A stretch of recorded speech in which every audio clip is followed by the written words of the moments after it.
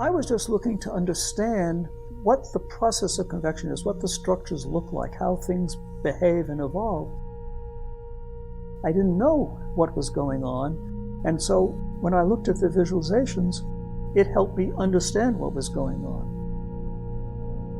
And then I would talk to people who actually observe the sun, and I'd find out what they were actually seeing.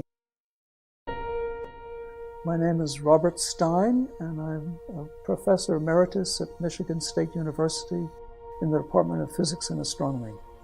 I guess from the very beginning, I was interested in fluid dynamics, which is how fluids behave. When we say fluids, we don't just mean water or things like that, we also mean gases. I was interested in the atmospheres of stars. I first started off doing some stuff in the evolution of stars, but again, that's sort of fluids because stars are gases and we were interested in how they behaved. Everything I've done in my research career has used computers. I think I have worked on almost every supercomputer that has existed. I started with an IBM that had vacuum tubes and a rotating drum memory with 2,000 words of storage, not bytes, words of storage. We wrote the codes in and put it through some kind of pre-compiler, and it punched you out a new set of cards in symbolic assembly language, which you then put on the right place on the drum so that in the time it took to execute an instruction, the drum would have rotated around once to just reach the next instruction. As the power of computers increased, two things happened. We went to do more complex problems, including more physics, and we could do them on much larger scales.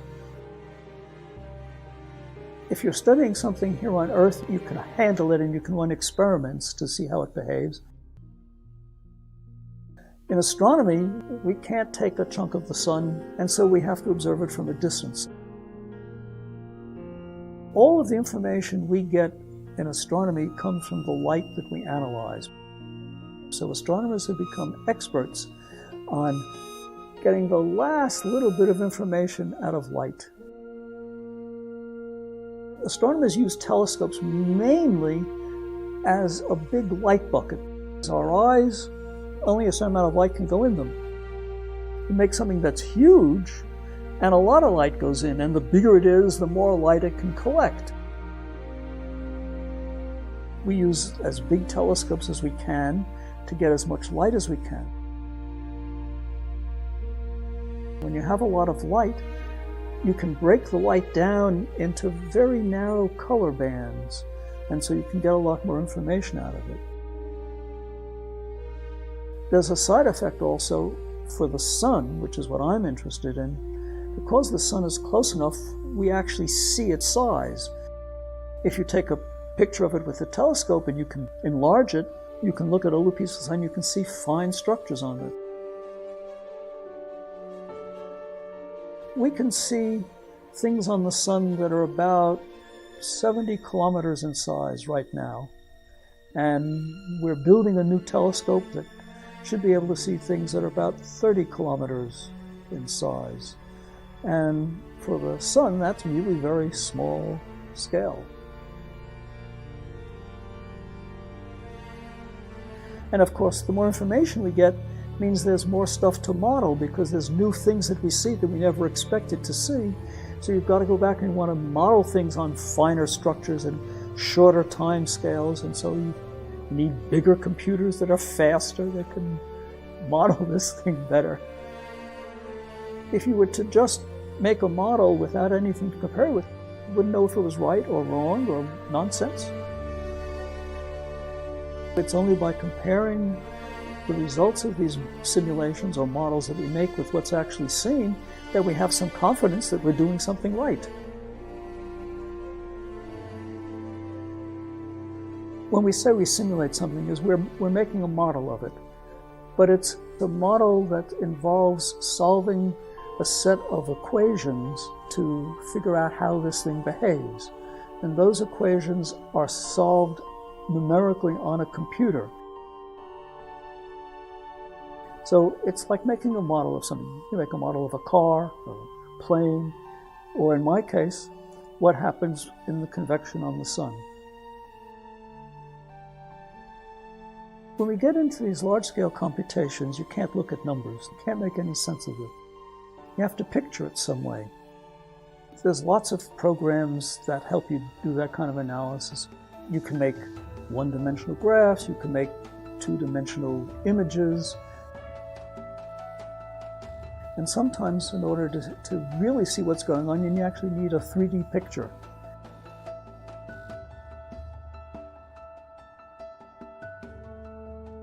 In this animation, our goal was to see how magnetic field comes up through the surface of the sun and what effect it has.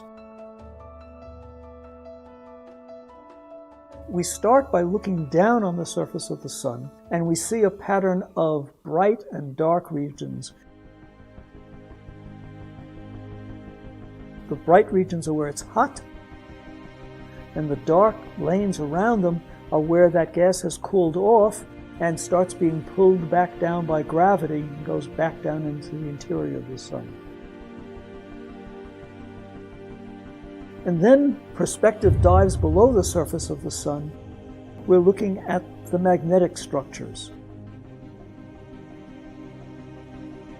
What we see are visualizations of the current, and we also see field lines tracing the structure of the magnetic field.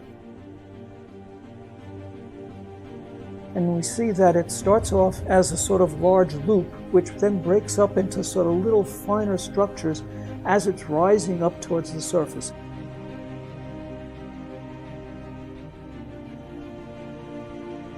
It's actually being brought to the surface by two effects. One is that it's buoyant, so it's floating up to the surface. And the other is that it's in one of these rising hot fluid columns, which is carrying it up to the surface. The convection itself is bringing it up to the surface, but it's also breaking it down into much finer structures.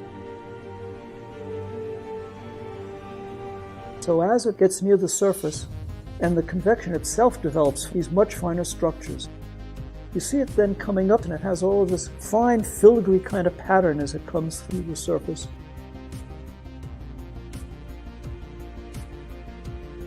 Because it was part of this large loop of magnetic field, it has these legs which are going way down deep into the sun, and they stay there.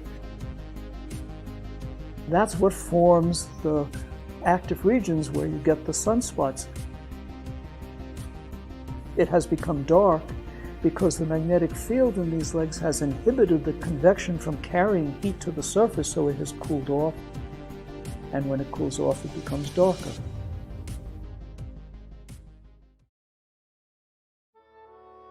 Every time I talk to people who are observing things and they give me new ideas about what I should look for, I go back and I look at things in a new way and I discover new things.